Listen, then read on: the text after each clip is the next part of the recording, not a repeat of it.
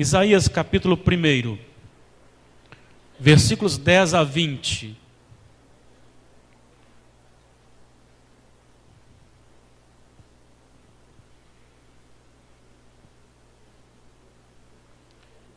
Isaías capítulo 1, 10 a 20. Mesmo assentados, vamos ler a palavra de Deus. Enquanto eu leio em voz audível, você lerá silenciosamente.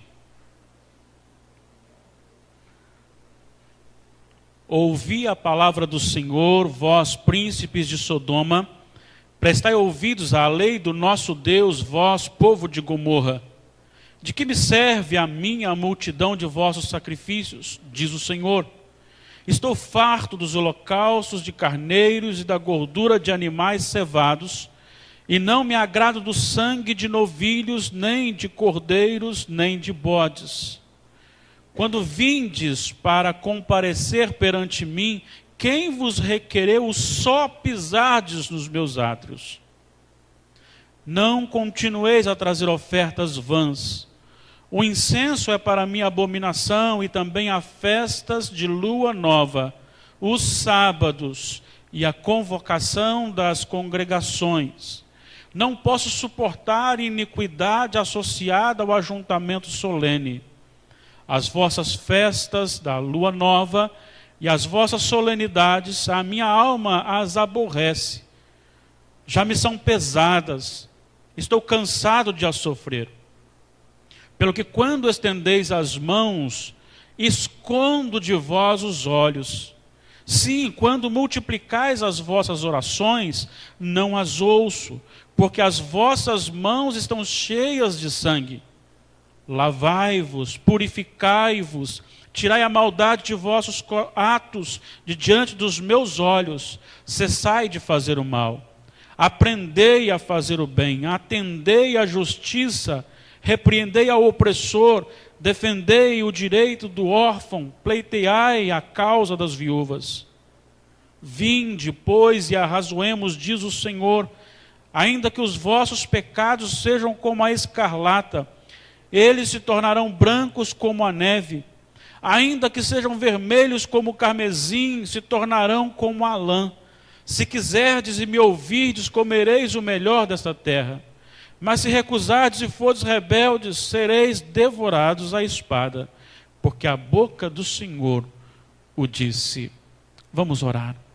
Senhor, na tua dependência estamos mais uma vez.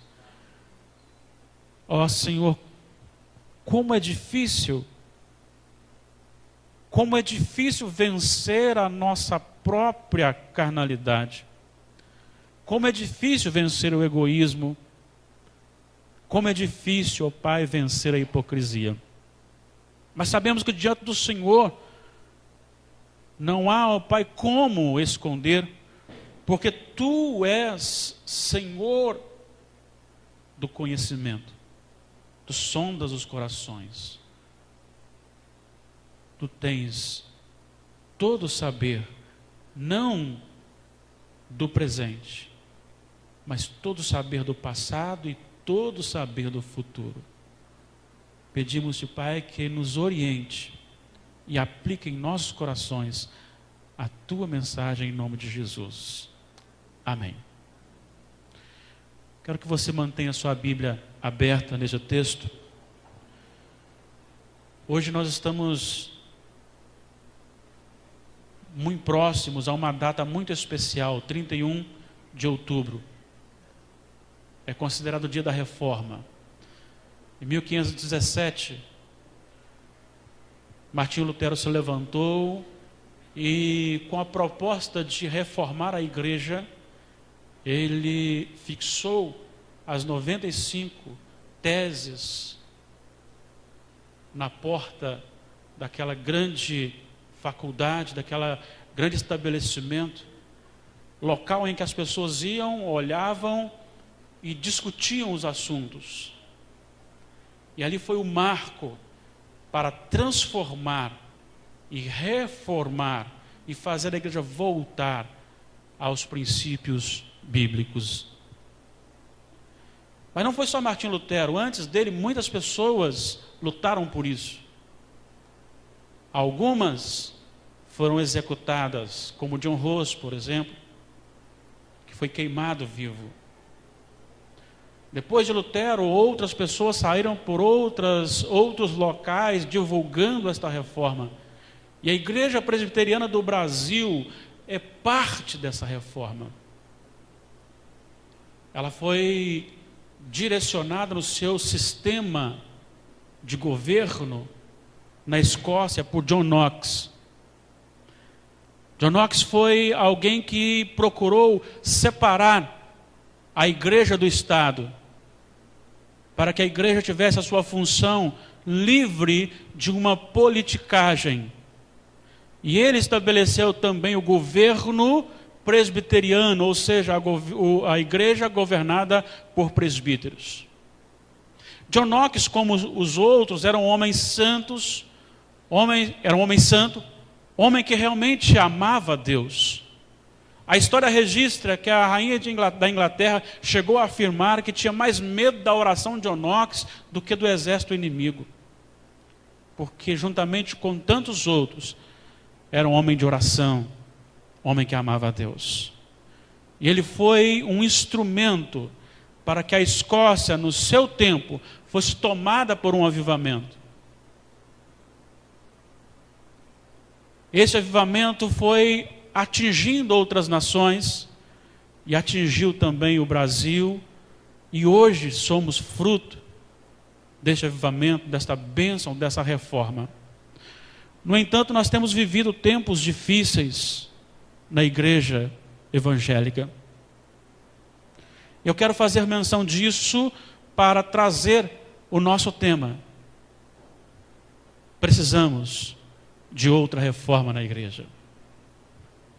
Quando nós pegamos esse texto, nós vemos que a humanidade sempre tem necessidade de um toque especial de Deus no seu coração, porque momentos da história sempre se afastava do Senhor. E quando deparamos com o povo de Israel, no período do profeta Isaías, aproximadamente 700 antes de Cristo, nós vemos a carência, a necessidade de uma reforma, porque o povo havia se desviado do Senhor. E quando nós voltamos aqui no capítulo 1, no contexto anterior do texto lido, nos primeiros versículos, nós podemos identificar aqui algumas ações deste povo que, olhando de fora, nós ficamos envergonhados. O versículo 2, o Senhor, na boca do profeta, diz: ouvi, ó céus, e dá ouvido, ó terra, porque o Senhor é quem fala. Criei filhos e os engrandeci, mas eles estão revoltados contra mim. O próprio povo de Deus se revolta contra Deus após ter sido criado por Deus. No versículo 3, ele vai dizer que o boi conhece o seu possuidor, e o jumento, o dono da sua manjedoura, mas Israel não tem conhecimento. O meu povo não entende. Deus cria um povo soberanamente, Deus conduz um povo soberanamente, e este povo é considerado pior que um animal irracional, porque ignora o poder e a majestade do Senhor. Versículo 4, ai desta nação pecaminosa, povo carregado de iniquidade, raça de malignos, filhos corruptores, abandonaram o Senhor. Se abandonaram porque já estiveram na presença do Senhor. Blasfemaram do Santo de Israel, voltaram para trás. Essa é a descrição da situação espiritual do povo de Israel neste período, o período do profeta Isaías. E este profeta é chamado justamente para combater isso, é chamado justamente para apontar o caminho da reforma. E é por isso então que ele começa a chamar a atenção, não o profeta, mas Deus na boca do profeta, chamar a atenção do povo, comparando-o a duas nações, a duas cidades, a dois povos diferentes que foram destruídos por ter práticas abomináveis pelo Senhor. Sodoma e Gomorra, versículo 10. Príncipes de Sodoma, povo de Gomorra. Naquele momento Deus estava dizendo para Israel: você, povo de Israel, vocês, componentes deste povo, um povo especial, um povo criado, sustentado, carregado por mim de maneira maravilhosa, está vivendo da mesma forma de um povo ímpio, de um povo que foi destruído pela sua impiedade.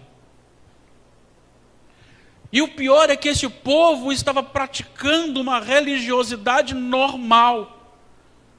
Eles continuavam indo às festas, eles continuavam indo ao local de adoração, eles continuavam fazendo as suas ofertas, eles continuavam oferecendo os seus cultos. Olha o que ele diz no versículo 11: de que me serve a mim, não pouca, mas a multidão dos teus sacrifícios, dos vossos sacrifícios, diz o Senhor. Estou farto dos holocaustos de carneiros e de gordura, de animais cevados, e não me agrado do sangue de novilhos, nem de cordeiros, nem de bodes. Quando vindes para comparecer perante mim, quem vos requereu só pisardes nos meus átrios? Não continueis a trazer ofertas vãs. O incenso é para mim a abominação, e também as festas da lua nova, os sábados, a convocação das congregações. Não posso suportar iniquidade associada a ajuntamento solene. Ele vai dizer que esta solenidade, essa religiosidade, Deus diz no versículo 14: a minha alma as aborrece, já me são pesadas, estou cansado de as sofrer.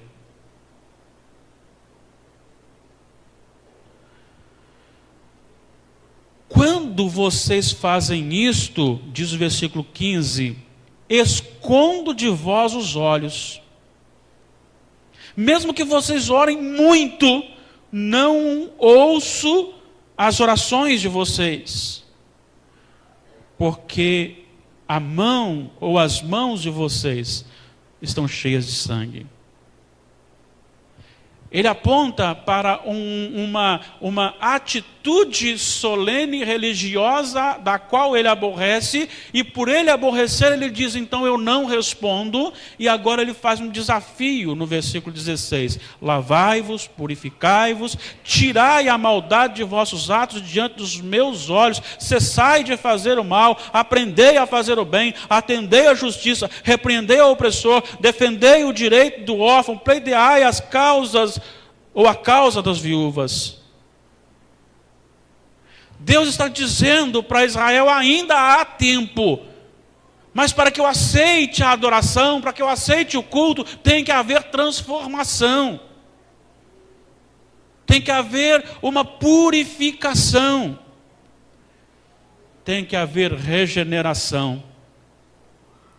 E é por isso então que ele agora oferece, dos versículos 18 e 19, ele oferece a solução, ele oferece ali o que pode ser feito, porque ele é o autor da regeneração.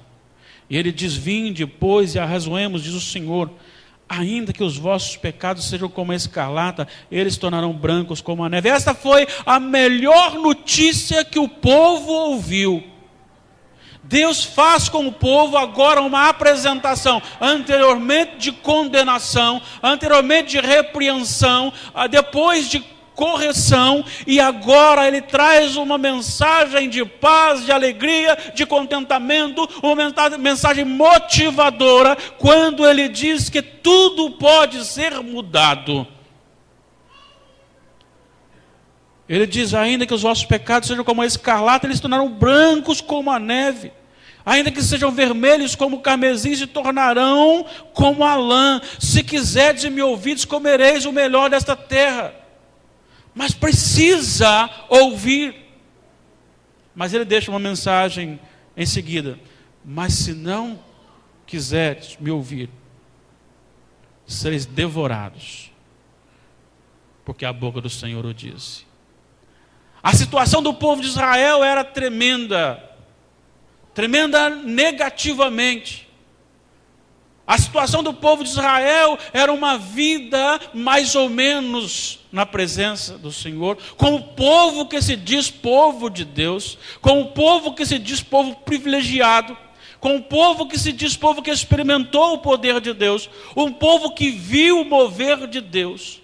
Agora, para não perder essa identidade humana, este povo começa e continua cultuando a Deus, mas sem uma mudança de vida.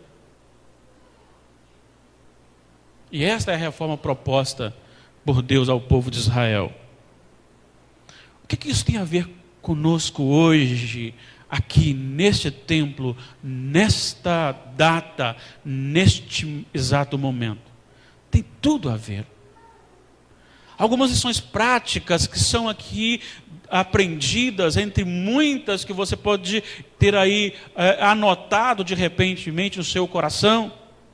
Nós podemos destacar algumas. E nós vamos entender aqui neste texto e aprender com este texto que a prática religiosa fora do contexto de Deus gera ao povo uma repreensão de Deus com sérias consequências.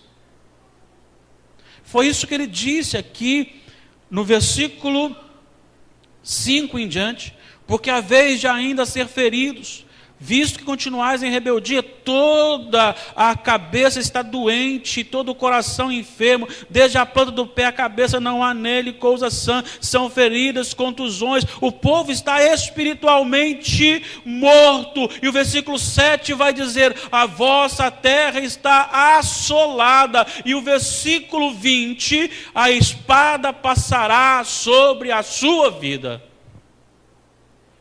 Não é diferente conosco hoje. Deus nos oferece também a bênção da regeneração. E uma vez regenerados, nós não podemos praticar uma religiosidade simplesmente no ato de um culto estabelecido para um local e um dia da semana. Porque esta religiosidade também trará sobre nós consequências, porque estaremos com esses cultos ofendendo o nosso Deus. É por isso que há muitas enfermidades na nossa vida e que nós não entendemos muito bem. Claro, há enfermidade também que não tem a ver com o pecado, mas há enfermidade por causa do pecado. Paulo, quando escreve aos Coríntios, ele afirma que muitos estavam com uma vida longe de Deus, participando do sacramento da Santa Ceia, e por isso muitos estavam doentes e muitos já haviam morrido. A religiosidade, ela em si, só em si, não tendo então uma vida com Deus, ela acarreta sobre nós a mão do soberano Senhor. A religiosidade sem vida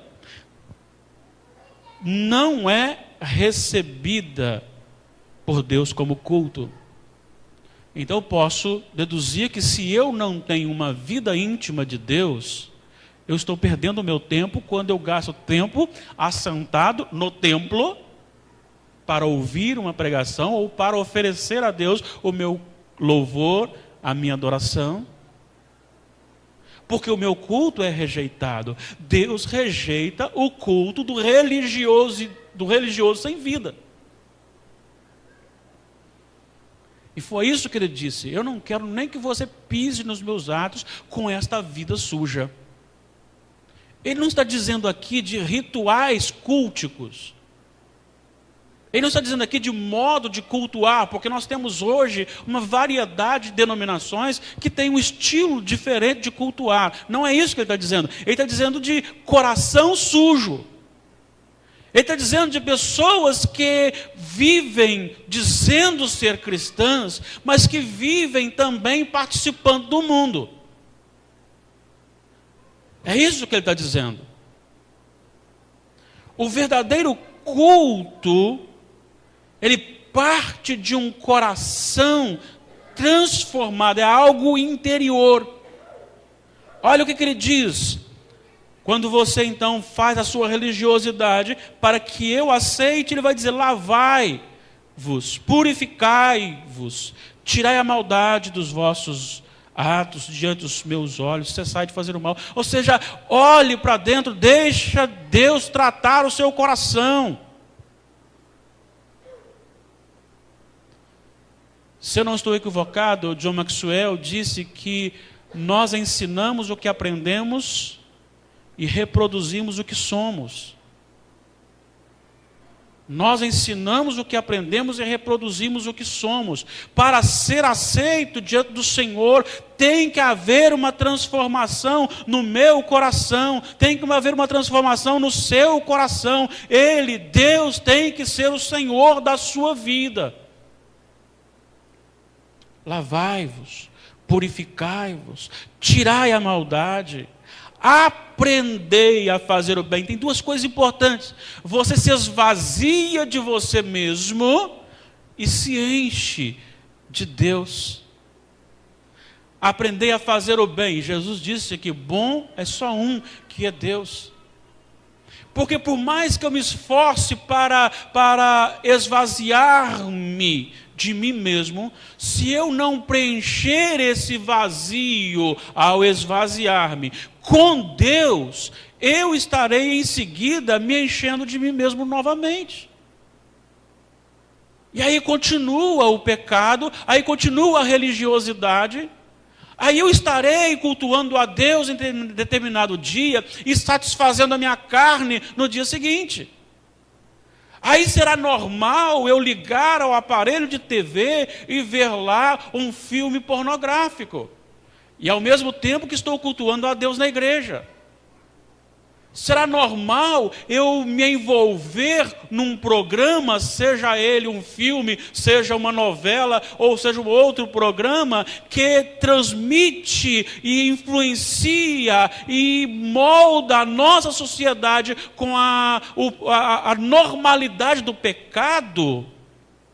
Como, por exemplo, a televisão hoje traz para o nosso lar a mensagem de que a homossexualidade ou o relacionamento homoafetivo, ele é muito normal e deve ser, então, divulgado. É isso que as pessoas recebem dentro das suas casas. E você, então, tem o culto a Deus em determinados dias, mas você tem a alimentação dessa programação como se fosse algo que direciona a sua vida.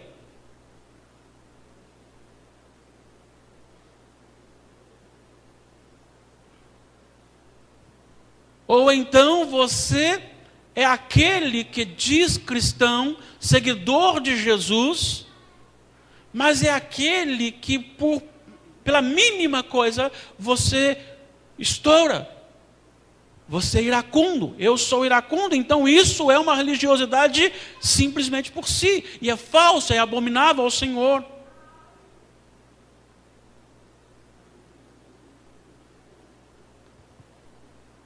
E aquele que não respeita o próximo? E no trânsito, principalmente para a vitória? E no trabalho, diante do patrão ou do empregado? E quando você sai para trabalhar, então você está longe do seu cônjuge. A normalidade do adultério, mesmo não consumado, às vezes se torna algo da nossa vida. E se isso está acontecendo, isto quer dizer que aquele que está neste propósito está com uma religiosidade e precisa ser reformado. E agora, para encerrar essa parte de citação, a palavra de Deus, para muitas pessoas, é cansativa. Vá e procure um templo cheio e você verá que não há um estudo sistemático, que você tem que parar, meditar a palavra de Deus. O apóstolo Paulo, escrevendo a Timóteo, no capítulo 4, ele vai dizer assim, nos últimos tempos, surgirão pessoas que não suportarão a sã doutrina, sentirão como que coceira no ouvido. Ah, não, negócio de Bíblia. Darão ouvido a homens falsos, fábulas, preferem uma palavra de homem à palavra de Deus. Como pode um culto ser recebido pelo Senhor se nós não mais amamos a sua palavra? Como pode um culto ser recebido pelo Senhor se nós não nos moldamos mais pela sua palavra direcionadora? Com certeza, se a Bíblia perdeu, se eu perdi o entusiasmo pela palavra de Deus, o meu culto está sendo um culto simplesmente religioso.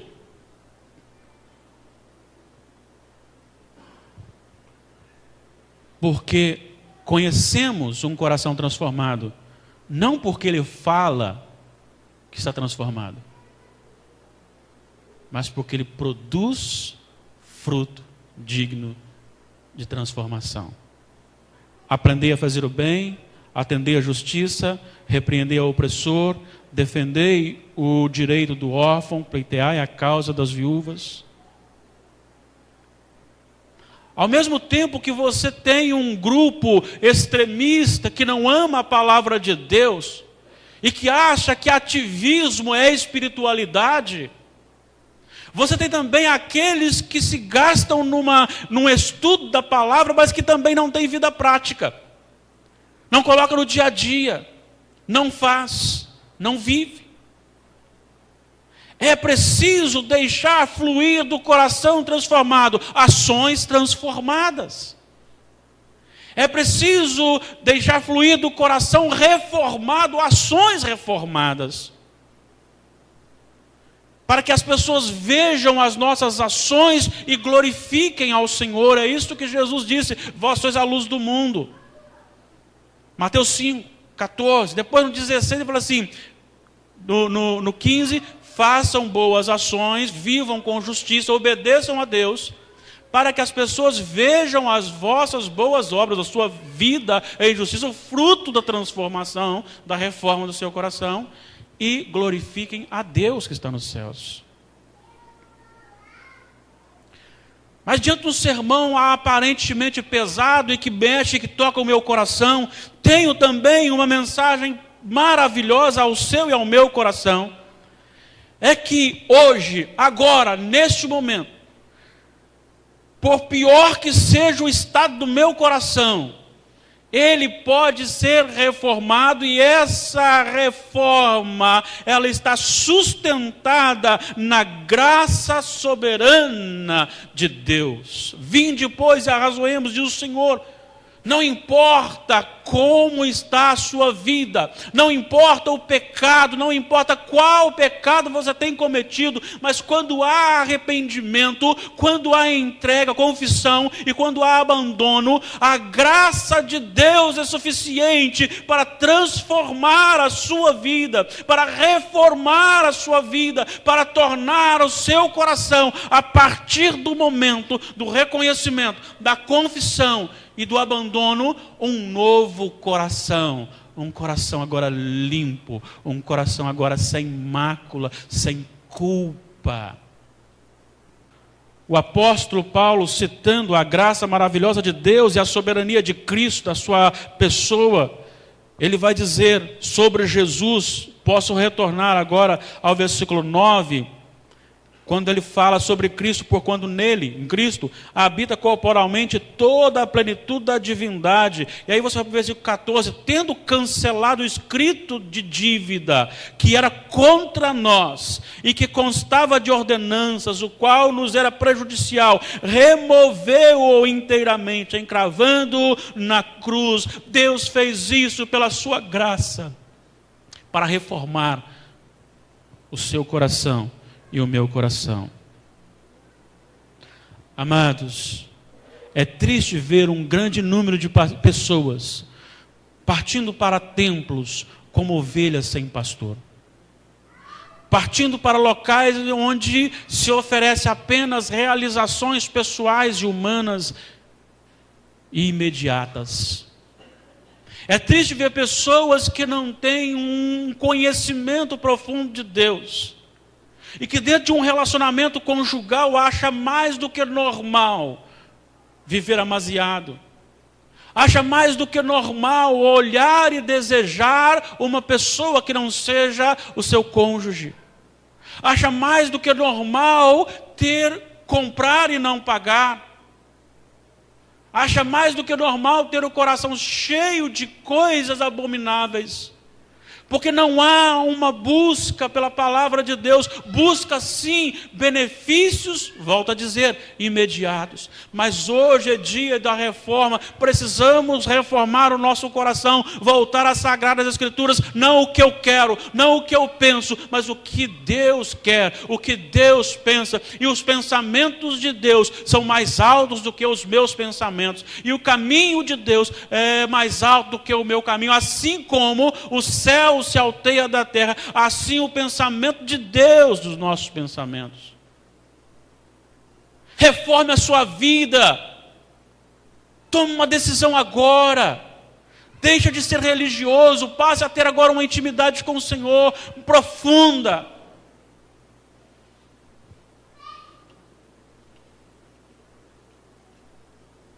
Muitos crentes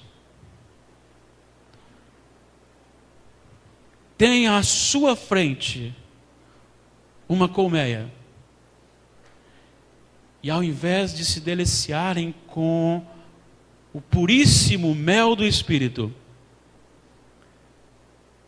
estão mastigando a cera da abelha com os filhotes.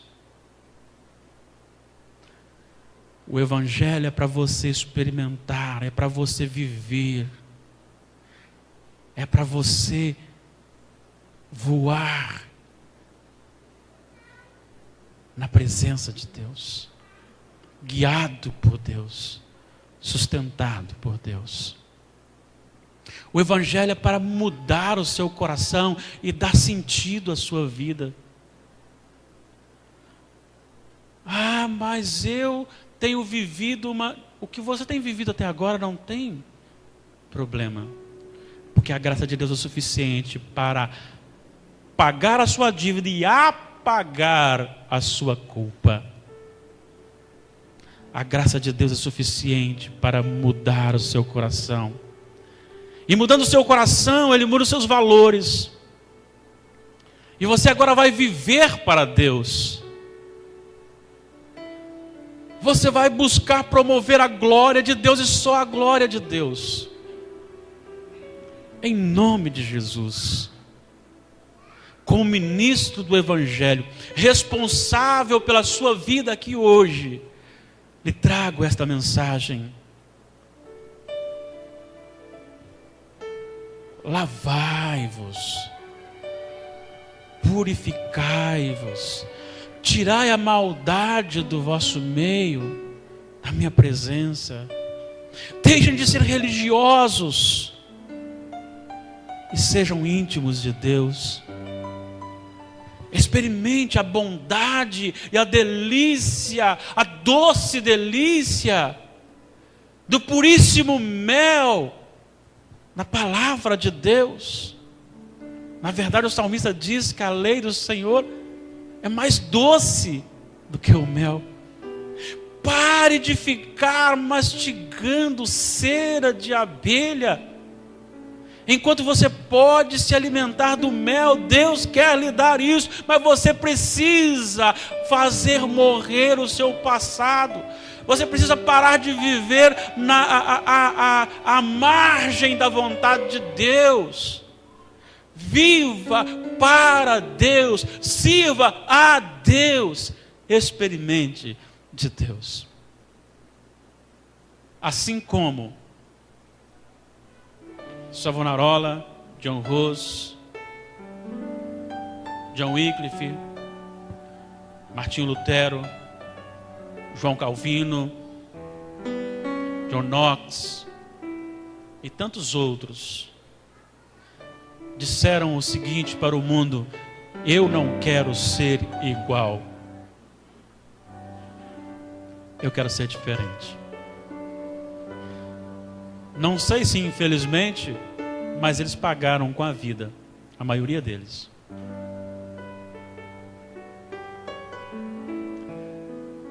A fidelidade ao Evangelho os levou a olhar a vida como menos do que a graça de Deus. É melhor morrer novo na presença de Deus. Como está a sua vida? Será que não é hora de você tomar uma decisão? Será que o Espírito Santo está tocando o seu coração? E se tiver, não resista ao Espírito Santo do Senhor. Abra o seu coração. Igreja do Senhor, reforme-se na palavra. Ame a palavra, estude a palavra, viva a palavra de Deus. Tome do mel sagrado. Tome da palavra de Deus. Deus abençoe seu coração. Deus abençoe sua vida. Deus transforme diariamente o seu e o meu corações. Que o Senhor nos dê vida na sua presença. Que amemos a leitura da palavra. Que amemos vida de oração. Que amemos cantar louvores. Que sejamos um povo feliz, um povo alegre, mesmo quando todos se levantam contra o Evangelho. Porque o nosso coração é tomado pela graça de Deus. E a religiosidade deixou de fazer parte da nossa vida há muito tempo. Não saia daqui sem Jesus.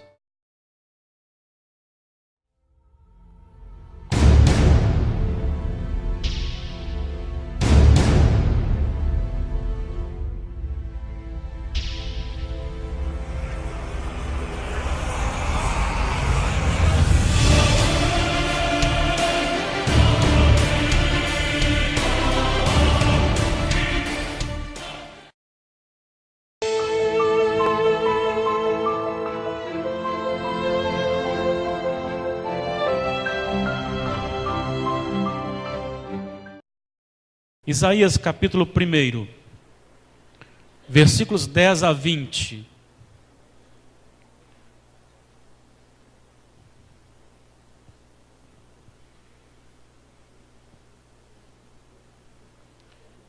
Isaías capítulo 1, 10 a 20.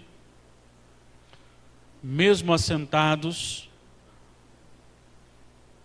vamos ler a palavra de Deus. Enquanto eu leio em voz audível, você lerá silenciosamente.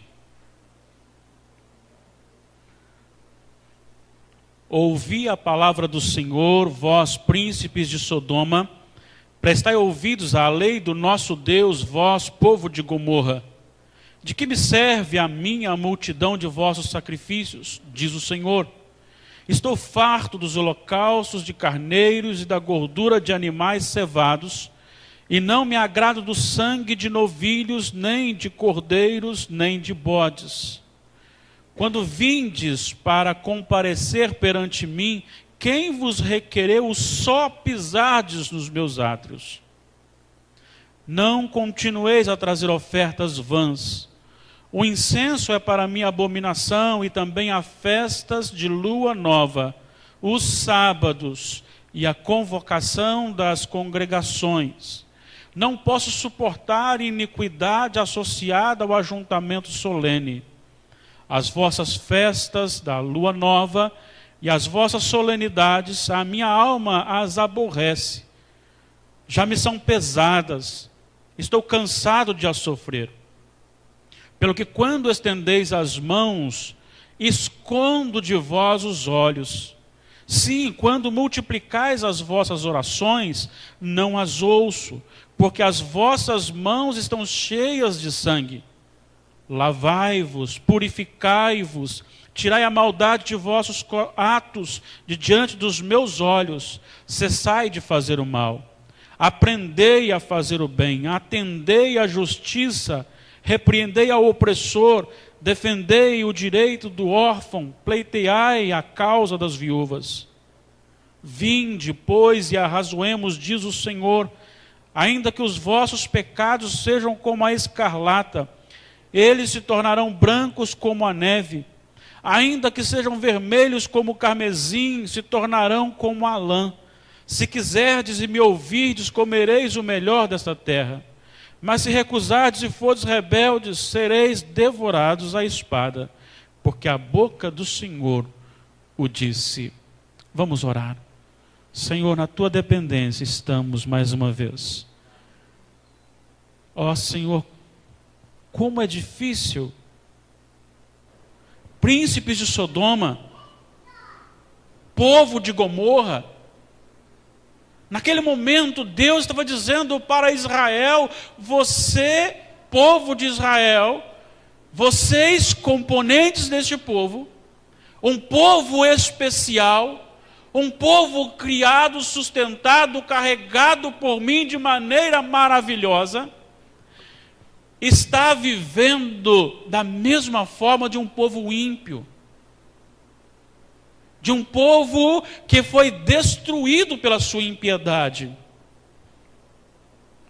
E o pior é que esse povo estava praticando uma religiosidade normal. Eles continuavam indo às festas, eles continuavam indo ao local de adoração, eles continuavam fazendo as suas ofertas, eles continuavam oferecendo os seus cultos. Olha o que ele diz no versículo 11: de que me serve a mim, não pouca, mas a multidão dos teus sacrifícios, dos vossos sacrifícios, diz o Senhor. Estou farto dos holocaustos de carneiros e de gordura, de animais cevados, e não me agrado do sangue de novilhos, nem de cordeiros, nem de bodes. Quando vindes para comparecer perante mim, quem vos requereu só pisardes nos meus átrios? Não continueis a trazer ofertas vãs. O incenso é para mim a abominação, e também as festas da lua nova, os sábados, a convocação das congregações. Não posso suportar iniquidade associada a ajuntamento solene. Ele vai dizer que esta solenidade, essa religiosidade, Deus diz no versículo 14: a minha alma as aborrece, já me são pesadas, estou cansado de as sofrer.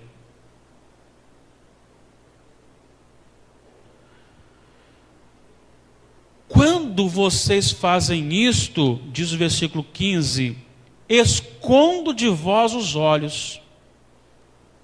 Mesmo que vocês orem muito, não ouço as orações de vocês, porque a mão ou as mãos de vocês estão cheias de sangue.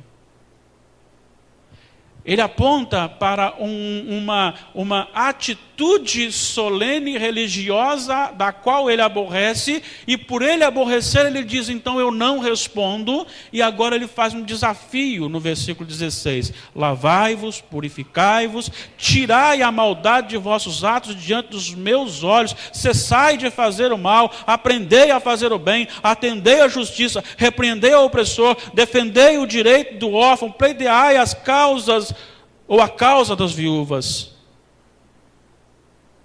Deus está dizendo para Israel: ainda há tempo. Mas para que eu aceite a adoração, para que eu aceite o culto, tem que haver transformação. Tem que haver uma purificação. Como é difícil vencer a nossa própria carnalidade. Como é difícil vencer o egoísmo. Como é difícil, ó Pai, vencer a hipocrisia. Mas sabemos que diante do Senhor não há, ó Pai, como esconder, porque Tu és Senhor do conhecimento. Tu sondas os corações. Tu tens todo o saber, não do presente, mas todo o saber do passado e todo o saber do futuro. Pedimos-te, Pai, que nos oriente e aplique em nossos corações a Tua mensagem em nome de Jesus. Amém. Quero que você mantenha a sua Bíblia aberta neste texto. Hoje nós estamos muito próximos a uma data muito especial, 31 de outubro. É considerado o dia da Reforma. Em 1517,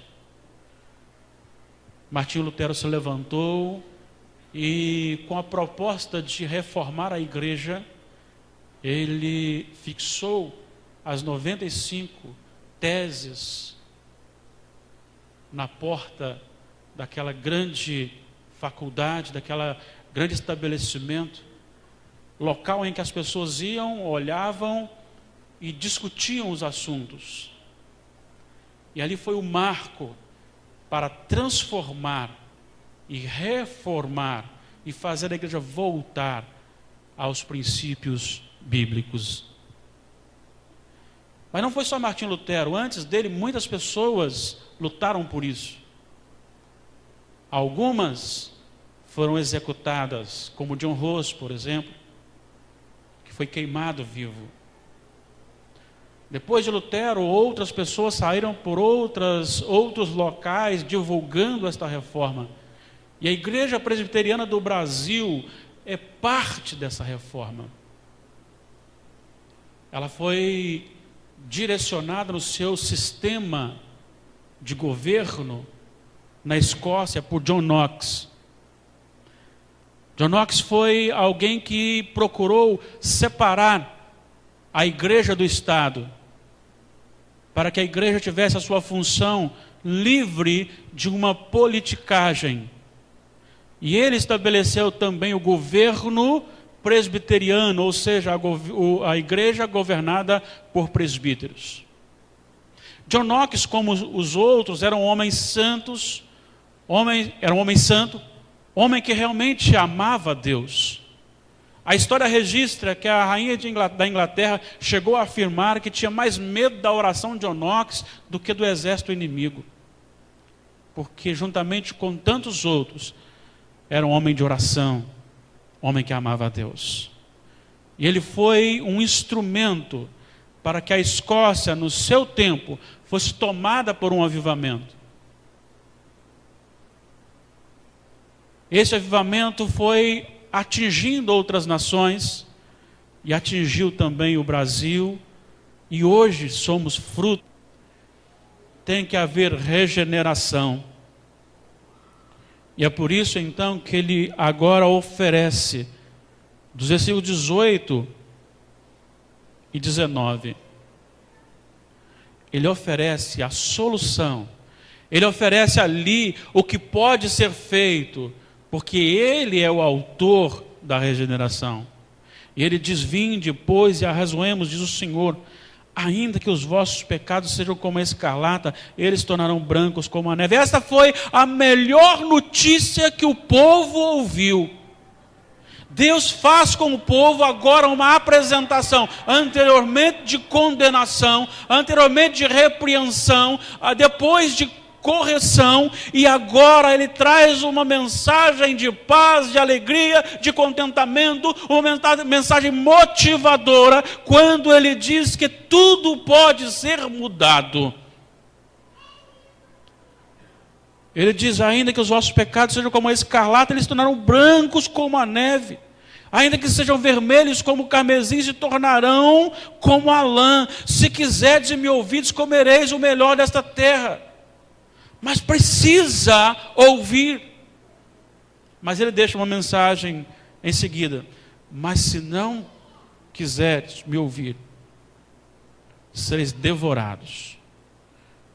Porque a boca do Senhor o disse. A situação do povo de Israel era tremenda. Tremenda negativamente. A situação do povo de Israel era uma vida mais ou menos na presença do Senhor, com o povo que se diz povo de Deus, com o povo que se diz povo privilegiado, com o povo que se diz povo que experimentou o poder de Deus, um povo que viu o mover de Deus. Agora, para não perder essa identidade humana, este povo começa e continua cultuando a Deus, mas sem uma mudança de vida. E esta é a reforma proposta por Deus ao povo de Israel. O que isso tem a ver conosco hoje, aqui neste templo, nesta data, neste exato momento? Tem tudo a ver. Algumas lições práticas que são aqui aprendidas, entre muitas que você pode ter aí anotado de repentemente no seu coração. Nós podemos destacar algumas. E nós vamos entender aqui neste texto e aprender com este texto que a prática religiosa fora do contexto de Deus gera ao povo uma repreensão de Deus com sérias consequências. Foi isso que ele disse aqui no versículo 5 em diante, porque a vez de ainda ser feridos, visto que continuais em rebeldia, toda a cabeça está doente, todo o coração enfermo, desde a planta do pé à cabeça não há nele coisa sã, são feridas, contusões, o povo está espiritualmente morto. E o versículo 7 vai dizer, a vossa terra deste avivamento, desta bênção, dessa reforma. No entanto, nós temos vivido tempos difíceis na igreja evangélica. Eu quero fazer menção disso para trazer o nosso tema. Precisamos de outra reforma na igreja. Quando nós pegamos esse texto, nós vemos que a humanidade sempre tem necessidade de um toque especial de Deus no seu coração, porque momentos da história sempre se afastava do Senhor. E quando deparamos com o povo de Israel, no período do profeta Isaías, aproximadamente 700 antes de Cristo, nós vemos a carência, a necessidade de uma reforma, porque o povo havia se desviado do Senhor, e quando nós voltamos aqui no capítulo 1, no contexto anterior do texto lido, nos primeiros versículos, nós podemos identificar aqui algumas ações deste povo, que olhando de fora nós ficamos envergonhados. O versículo 2, o Senhor na boca do profeta diz, ouvi, ó céus, e dá ouvido, ó terra, porque o Senhor é quem fala. Criei filhos e os engrandeci, mas eles estão revoltados contra mim. O próprio povo de Deus se revolta contra Deus após ter sido criado por Deus. No versículo 3 ele vai dizer que o boi conhece o seu possuidor e o jumento o dono da sua manjedoura, mas Israel não tem conhecimento. O meu povo não entende. Deus cria um povo soberanamente, Deus conduz um povo soberanamente, e este povo é considerado pior que um animal irracional, porque ignora o poder e a majestade do Senhor. Versículo 4: ai desta nação pecaminosa, povo carregado de iniquidade, raça de malignos, filhos corruptores, abandonaram o Senhor. Se abandonaram porque já estiveram na presença do Senhor. Blasfemaram do Santo de Israel, voltaram para trás. Essa é a descrição da situação espiritual do povo de Israel neste período, o período do profeta Isaías.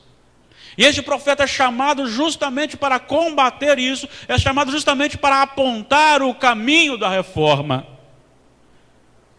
E é por isso então que ele começa a chamar a atenção, não o profeta, mas Deus na boca do profeta, chamar a atenção do povo, comparando-o a duas nações, a duas cidades, a dois povos diferentes que foram destruídos por ter práticas abomináveis pelo Senhor. Sodoma e Gomorra, versículo 10.